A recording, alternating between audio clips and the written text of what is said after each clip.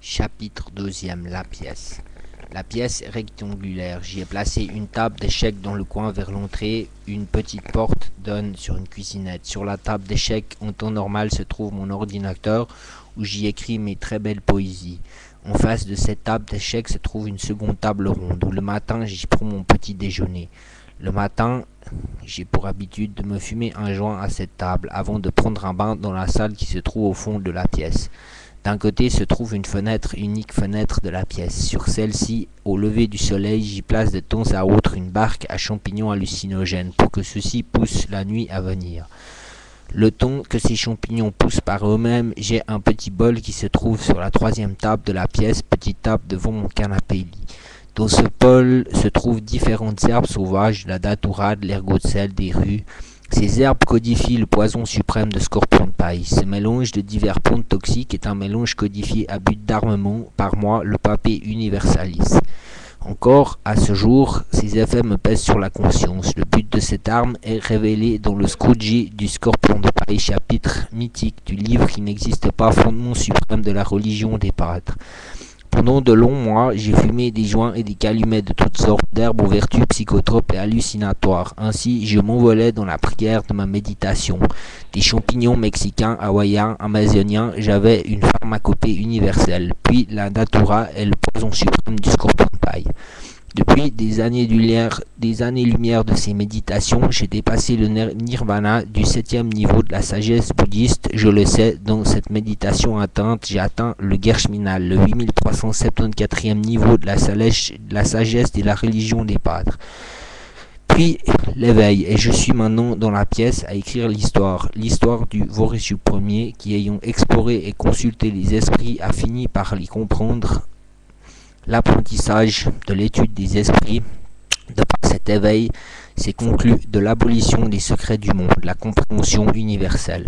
Bien que ce monde soit très intéressant, je le trouve difficile à gérer. Dans son aspect de société, conformité, bien que ces aspects de la société blessent parfois mon intégrité, je règne déjà en maître de ce monde. Par lassitude d'ici, je suis parti en voyage au sein de ma prière, je suis parti visiter l'univers encore astral, communiquer dans le lointain, des années-lumière, danser en prière avec d'autres identités, pratiquant le pouvoir de la prière pour vivre l'éveil et enfin écrire le livre. Il est probable que je reparte sur les chemins intersidéraux de la prière au jour de l'approche de ma mort. Je ferai en utile une projection astrale pour vivre à tout jamais dans les quatre coins du cosmos, dans les consonances de ma prière, le paradis universel du vorsijulianisme.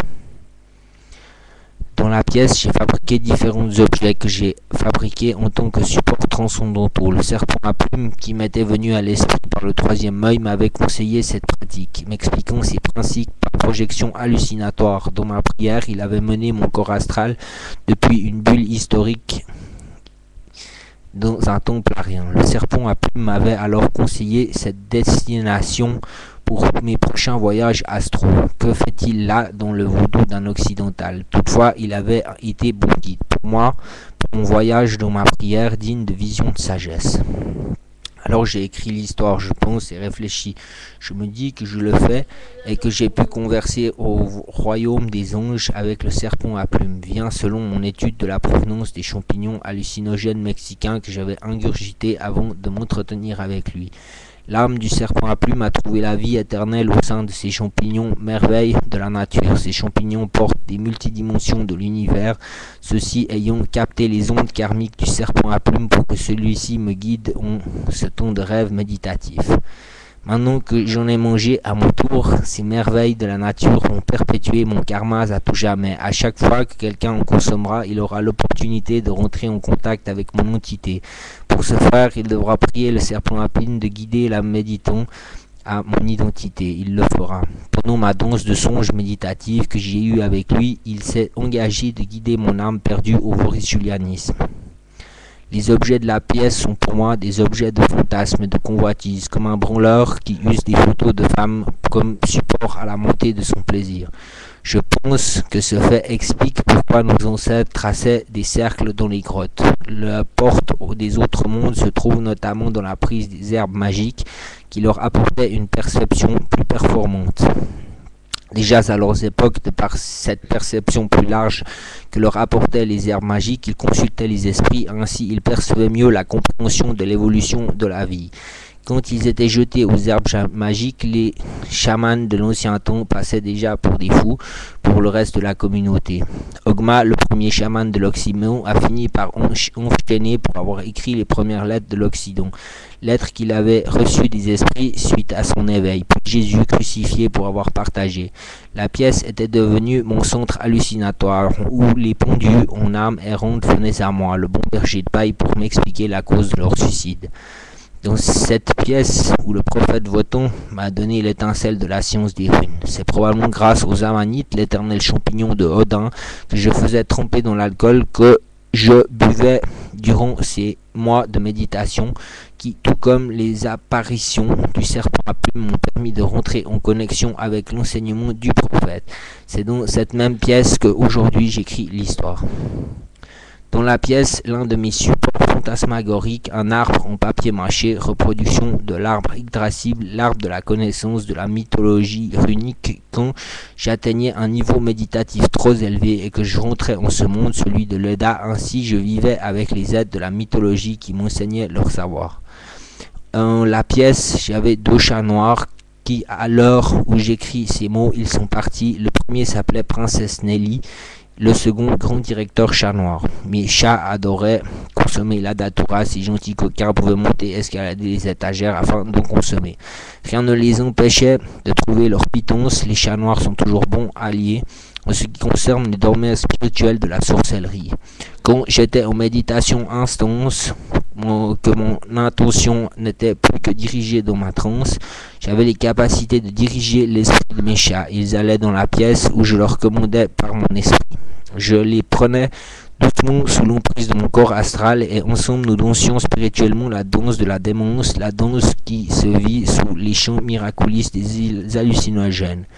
Mes chats, je les aimais comme j'ai aimé leur précédente Shrapnel, qui elle venait sur mes genoux chercher la fumée que je recrachais en fumant mon joint, avant de s'affaler sur le sol pour faire sa sieste. Bien que les chats ont un petit cerveau, ce sont des animaux très intelligents. Les chats, surtout les noirs, savent les vertus des plantes et pour la plupart aiment bien la drogue. Je dirais même que les chats noirs sont un peuple de chamans. Conclusion faite, le jour où j'ai vu Shrapnel découper le cœur et les boyaux d'un moineau sur un paillasson, ne laissant que ses 2 organes bien nettoyés afin de projeter un charme. Pour moi, cet acte a toujours été la preuve de sa puissance de sorcière vaudou. Bien que les gens disent beaucoup du mal des chats noirs ainsi que du côté péjoratif de leur usure dans la magie, je pense que ce sont des animaux que l'on peut classer de lumière sociale.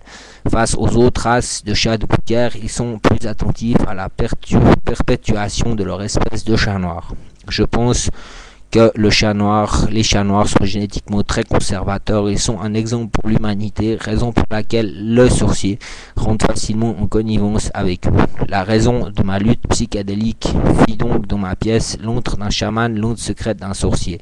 Le centre de la pièce, suite à l'éveil, est devenu à mes yeux le centre de l'humanité, le centre de la connexion entre le monde humain et celui des esprits, ou plutôt entre la multitude des dimensions que dès lors je peux explorer en fermant les yeux, en méditant et en ouvrant le 3e œil. Du centre de l'humanité, la pièce, j'écris l'histoire doctrine des millénaires à venir.